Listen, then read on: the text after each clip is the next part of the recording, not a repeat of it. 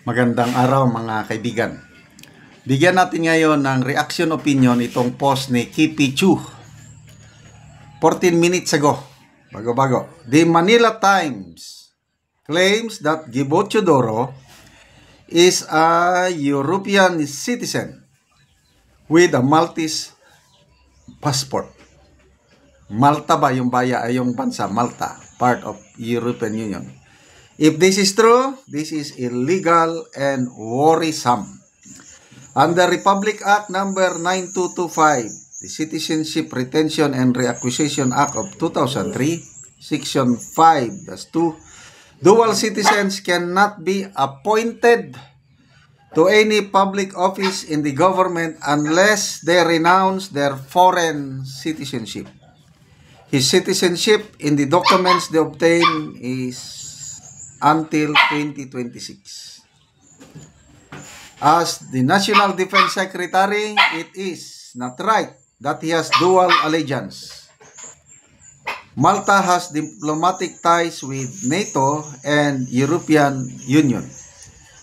This compromises the Office of the National Defense as he has unbridled access to classified military intelligence and national defense strategies. We are living in the time where super takot tayo and careful about foreign interference, and the secretary must be trusted and credible.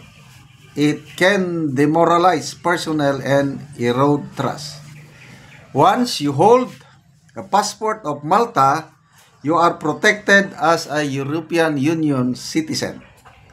Hindi lang siya concern ng Pilipinas. Concern din siya ng ASEAN and other regional partners who share intelligence with us or have joint operation with us. Gibo Teodoro should clarify if he has ever given up his European Union citizenship, or if he has not, the decent thing to do would be to give up his position. This is a matter before the Supreme Court or the Senate to decide, but if Gibo respects our Constitution, he is still a European citizen, then the respectable thing to do is resign. Okay? So, ito, sinerch ko, meron ngang merong article ng Manila Times. Yon. Itong Manila Times, marunong ito maghanap ng mga sources nilang ganito. Ito na yung Manila Times na article. Defense Chief has Maltese passport.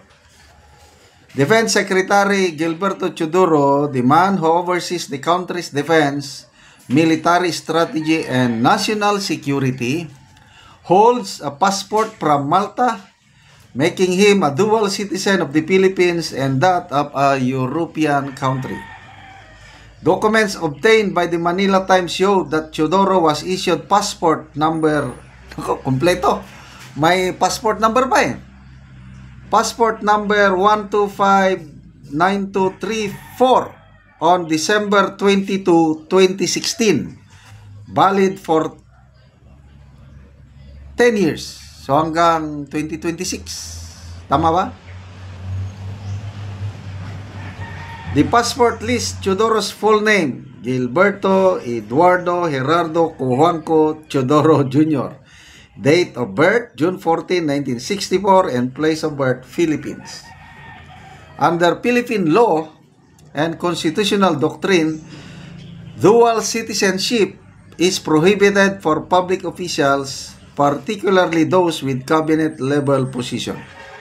Legal experts warn that Teodoro's foreign citizenship may not only be a technical violation, but a serious breach of national security, with possible consequences ranging from disqualification to constitutional litigation.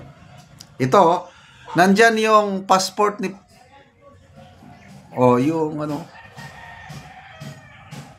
yun yung screenshot ng passport. Teodoro was appointed, Teodoro may have acquired Paano niya nakuha yung citizenship ng Malta? May have acquired Maltese citizenship through Malta's controversial Citizenship by Investment Program. Ganito, explain ko na lang. Kung may pera ako, mag-invest lang ako sa Malta, bibigyan na nila ako ng citizenship. So magkano ba yung ano? Tinawag nila Golden Passport. The Golden Passport system has been condemned by the European Union because it grants citizenship to wealthy foreigners in exchange for substantial financial investments. Report said Malta's scheme requires a minimum contribution of 600,000 euros, roughly 39.6 million pesos, to the Maltese government, the purchase of long-term lease of property, and a donation to charity. Ayan, 36 million. Wala akong perang ganyan kalaki. So, hindi ako pwedeng maging Maltese citizen. Anyway, report lang ito. So, it's up now to the Defense Secretary to clarify. So, hintayin natin ang response ng Defense Secretary tungkol dito. Okay? But I'm sure itong Manila Times hindi mag-publish ng ganyang article pag hindi kumpleto ang kanilang ebidensya. Okay. So magbasa tayo sa mga comments. Kipicho, sabi niya, guys, para di tayo mapahiya, antayin natin reply ni Gibo sa Manila Times. Yun nga. I'm sure sasagutin ito ni Secretary Gibo Chodoro. Adrian Pascual, kung ayaw ko mag-work sa government dahil sa limitation na yan, like Hello 2020, multiple passport. Franco Gablines, the position of Defense Secretary demands absolute loyalty to the Philippine state. Sadly, if true, it raises national security concerns. Again, allegations pa lang ito. Huwag po tayong humusga kaagad. Hintayin natin ang official statement ni Secretary Gibo Chodoro. Okay, salamat mga kaibigan sa inyong pagsubaybay sa ating channel. Nakakatulong kayo ng malaki sa Tribong Talandig ng Bukidnon. Ang income natin sa channel na ito is pantulong sa tribo. Namimigay tayo ng libreng yero at pako para makapagpatayo ng mas maayos na tahanan ang Tribong Talandig. Panoorin nyo ang video na ito. Si Kuya ang taga-ano yero. Huwag mag-atop na gid si Kuya sa iyang balay karon. Huwag na gid si Kuya.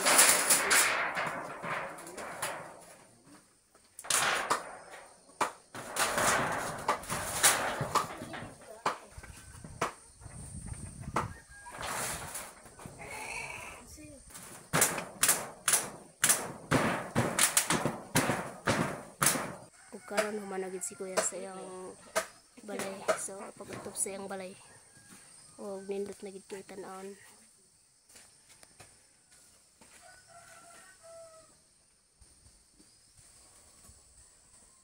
Nindot na gid kay atop nilang ate kay na humanagyod. So karon Kuya ug ate, unsa imong masulti nga naka-atop na gyud mo og naayuhan na ang inyong balay? So pila naaday mo'y anak ate o wala mo'y anak? So pila na ni katuig ang inyong balay? Tulo. So tulo na. So aya pa napulihan. Aya pa gyud mo nakaatop sa inyong balay og yero. So unsa inyong masulti Kuya og ate nga natagaan mo yero? Ang basta na nagpasalamat ko sa Ginoo og labi na sa nagvideo karon nga kung kanang wala ang kuan, wala dili may mawan among balay. So salamat gyud kaayo. Oo. Ikaw Kuya, unsa imong masulti? Salamat sa naghatag ani nga kuan. No para lang ni may sa Ginoo nga Panalangin nahatagan ra gyud nahatagan mamon ra ra gyud gyud ni among balay. Basta salamat. Salamat. Salamat. Sige, daghang salamat pod.